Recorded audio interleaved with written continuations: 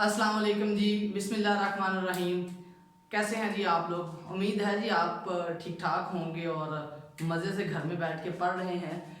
Student, हमारा आज का जो आर्टिकल है वो है करेक्टरिस्टिक्स ऑफ साउंड्स, और उन करेक्टरिस्टिक्स में से भी आज हम एक करेक्टरिस्टिक्स के बारे में डिटेल से पढ़ेंगे।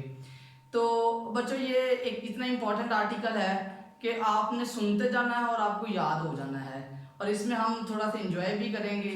आपको रेफरेंस दूंगा मैं एक शादी के फंक्शन का, और रूटीन में चूँकि पाकिस्तान में इस तरह के इवेंट्स होते रहते हैं और आप लोग बहुत अम्यूज़ होने वाले हैं। तो आज का जी हमारा आर्टिकल है loudness.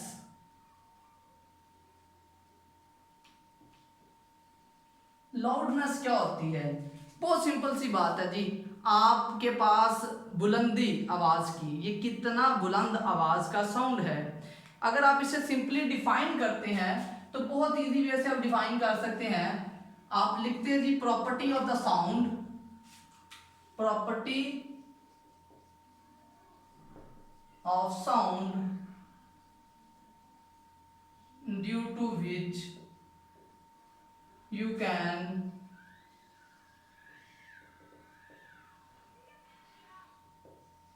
distinguish between a loud and faint sound। ये एक ऐसी प्रॉपर्टी है जिसकी वजह से आप एक बुलंद और मध्यम साउंड में फर्क कर सकते हैं। मतलब एक जगह पर बहुत बुलंद आवाज का साउंड हो और एक जगह पे मध्यम सा साउंड हो, तो हम उसमें फर्क कर सकते हैं। तो ऐसी प्रॉपर्टी जिसकी वजह से आप साउंड के इन फैक्टर्स के बारे में फर्क कर सके, उन्हें हम कहते हैं लाउडनेस। ठीक हो गया जी। अब लाउडनेस जो है वो बेसिकली 4 पैरामीटर्स पे डिपेंड करती है। आपकी बुक पे 3 की हेडिंग बनी हुई है, चौथा उसने वैसे पैराग्राफ की फॉर्म में लिखा हुआ है। पहली बात है जी एम्पलीट्यूड ऑफ वाइब्रेटिंग बॉडी। उसके बाद आ जाता है जी एरिया ऑफ वाइब्रेटिंग बॉडी, और तीसरा आपके पास आ जाता है डिस्टेंस फ्रॉम वाइब्रेटिंग बॉडी, और फोर्थ पे आ जाता है हमारे पास फिजिकल कंडीशंस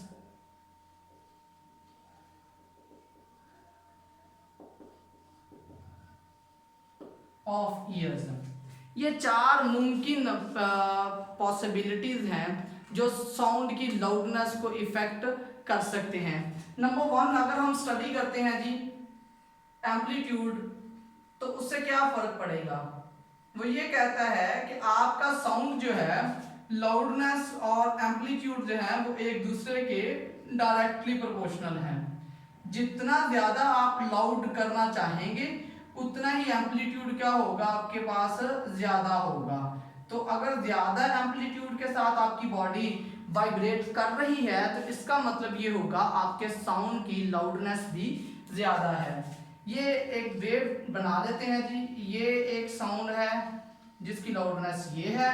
सेकंड साउंड आपके पास ये बना लेते हैं, इसकी लाउडनेस ये है।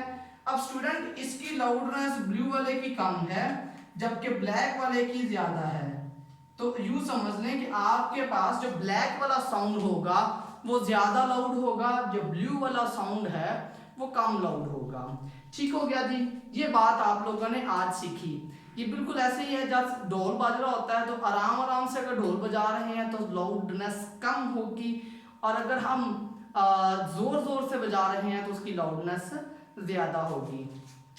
सेकंड, अगर हम बात करते हैं जी एरिया ऑफ वाइब्रेटिंग बॉडी, ये बहुत ज्यादा इंटरेस्टिंग होने वाला है।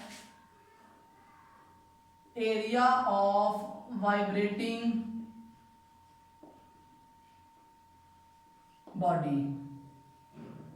एरिया ऑफ वाइब्रेटिंग बॉडी से क्या मुराद है जी? एरिया से मुराद है कि जिस बॉडी को आप वाइब्रेट कर रहे हैं उसका एरिया कितना है। तो बेटा आपके पास जो लाउडनेस होती है वो area of the vibrating body के डायरेक्टली प्रोपोर्शनल होती है। मतलब अगर हम ज़्यादा वाइब्रेटिंग बॉडी बड़ी सरफेस लेंगे उससे ज़्यादा लाउड जनरेट होगा साउंड। अगर आप कम लाउडनेस जनरेट करना चाहते हैं तो बॉडी छोटी होगी। एग्जाम्पल के तौर पर हम बात करते हैं जी, आपके पास ढोल भी हो और ढोलकी भी हो। शादी पे अक्सर ये होते हैं, ढोल जो होता है उसका एरिया ऑफ द वाइब्रेशन थोड़ा ज़्यादा होता है, तो वहाँ से जो साउंड प्रोड्यूस होता है वो ज़्यादा होगा। इसके बारक्स अगर हम बात करते हैं जी ढोलकी की, तो उसका एरिया ऑफ वाइब्रेशन चूंकि कम होता है तो वहाँ से प्रोड्यूस होने वाला साउंड भी कम होगा। तो area of the vibrating body आपके पास मैटर करता है। उसके बाद थर्ड वन जो आपके पास आ जाता है वो आ जाता है जी distance from the vibrating body.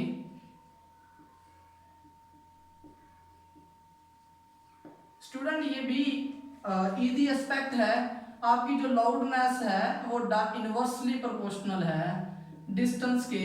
उसकी वजह क्या है, अगर आप पास कहीं रीजन की बात करते हैं तो वहां जो साउंड प्रोड्यूस होगा उसकी लाउडनेस ज़्यादा होगी, और अगर आप वाइब्रेटिंग बॉडी से दूर किसी फासले पर हैं तो वहां पर लाउडनेस आपके पास ज़्यादा होगी। इसके बाद हमारे पास आ जाता है जी physical aspects of human ear. तो हमारे पास जो फिजिकल कंडीशंस होती हैं ह्यूमन ईयर्स की वो भी मैटर करती है। उम्र के साथ साथ हमें पता है कि आपकी जो कानों की सुनने की सलाहियत है वो कम ज़्यादा होती रहती है। तो बाज़ औक़ात लोगों की सुनने की सलाहियत बढ़ जाती है, बाज़ औक़ात उनके सुनने की सलाहियत कम हो जाती है। तो ये भी मैटर करती है लाउडनेस के लिए। तो उम्मीद है ये बड़ा सिंपल सा छोटा सा आर्टिकल मैंने आपके लिए जो है वो बनाया है, आप लोगों ने इसको सुना होगा, एंजॉय किया होगा। तो अपना बहुत ज़्यादा ख्याल रखिएगा। अल्लाह हाफिज़।